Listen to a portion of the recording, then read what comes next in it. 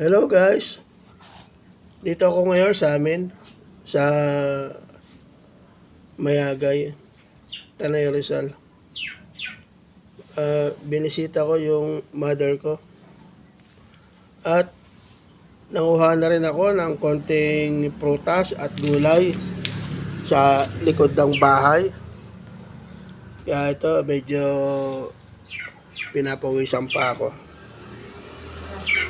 Yung mga nakuha ko sa likod ng bahay, ito merong kakao. Yan, kakao. May sayote. May saging. Ito, pampalinaw ng mata. Kesa. At may yung mga suha maliliit. Dalaglag lang pero pinulot ko lang yan. Pero matamis yan.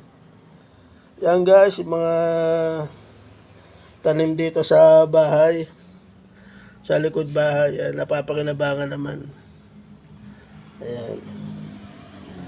Ayan po. Kaya pag wala akong pasok guys, dito ako sa amin.